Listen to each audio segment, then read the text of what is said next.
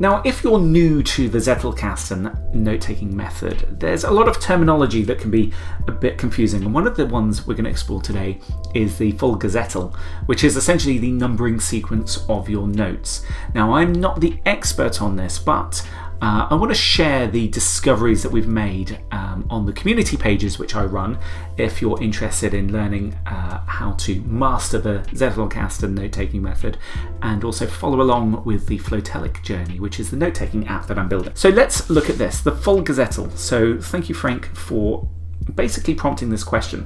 So it really comes from like, how is this going to be handled in something like Folgezettel and all of that? And I'm like, I have no idea what this thing is. And I'm not ashamed to admit that. As an educator on YouTube, I'm not ashamed to admit the things that I don't know, because it's really powerful to start evaluating and testing the ideas with the community, and that's how you learn, and it's really good. So here's basically what my research concluded is it's a way of taking your notes and annotating a numbering system. And if you were thinking of what Nicholas Luhmann would have done on his index cards, where he's got the physical ones, and he wants to basically create a continuation note. So he's got a thought, and you create another one that basically links in. The programmer in me says, I know what this is. This is called a linked list, where basically you have a sequence of things with an undefined end, and you just increment the number. Great. However, there is a challenge when you come to do this, is what happens when you want to insert your new note into your linked list, when you can't change the IDs of anything. And from here, what you can do is you can alternate some of the sub-numbering.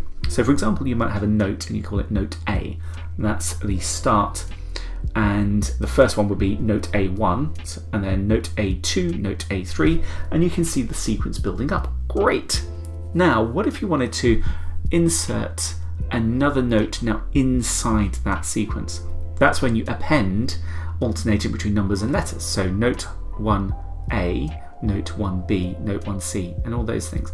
And you can basically keep appending. And this is a nice way of having an infinite depth, essentially, because you can just keep adding whilst also keeping the sequence.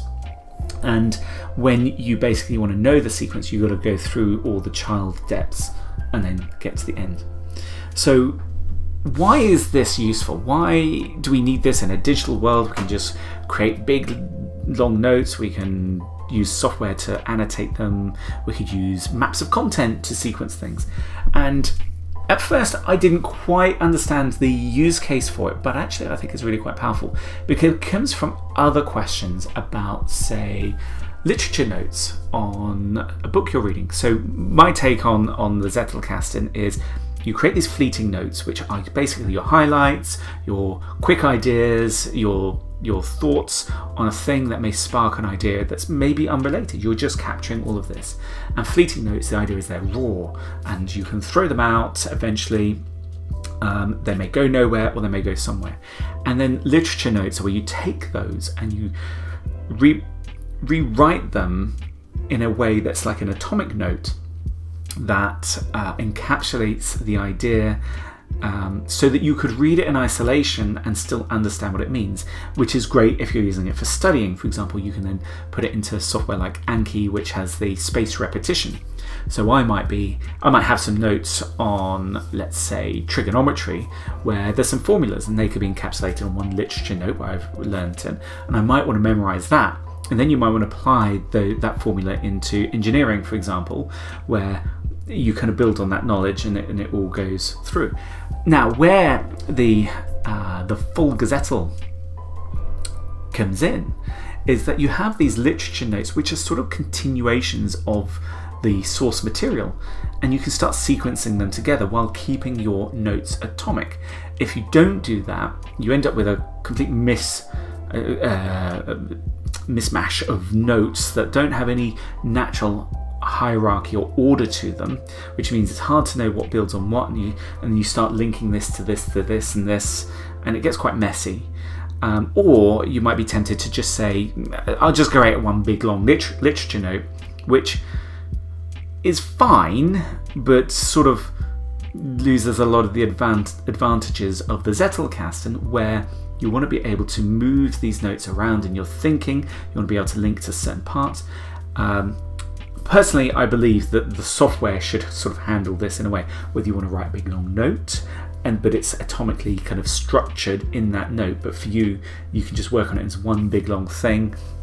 And then you can link to sections of it. Now I know in Obsidian there are ways to link to sections of it. These are the kind of thoughts that I have for Folgezettel, is how do I basically remove the burden of the system away from the user so they can just create the notes and study on capturing their thoughts and ideas, but still get the benefits of the Zettelkasten by letting the software do the splitting and the linking and all of that for you.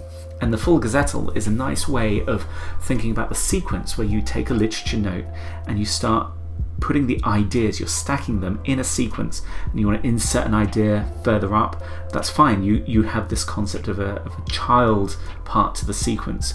The interesting part is, how does this apply in a digital world when software basically removes the need for kind of a rigid, kind of immutable ID system?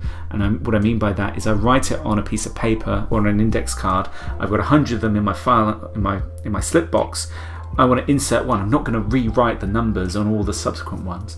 So this is a nice way of doing that, but it also has the advantages of creating some kind of stability in your note taking. So if you do want to link to things, and as humans we sort of memorize sort of sequences and numbers over time if we're dealing with something quite frequently. So if that's changing, it can get quite disorientating.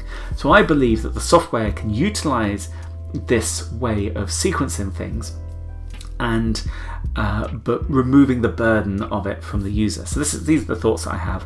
One of the things that I want for Folgezettel is the ability to create new work out of it, so projects and things like that. And notes on a project are a great way of using this, because they're things that slot in, and there may be a hierarchy to those as well.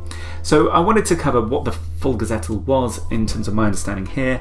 If this understanding evolves and I realise where I've misinterpreted or got a better understanding, then I can update with a new video, which is kind of cool. But I just wanted to share with you that thought process around taking this concept, what it means, and basically where the help of the community has helped my understanding, because I could go away, think about it, see if I understand it, and then kind of repeat that back and see if it's like, in terms of here, whether I've got it right or wrong, whether it makes sense, or whether I'm completely misinterpreting exactly what this thing is completely.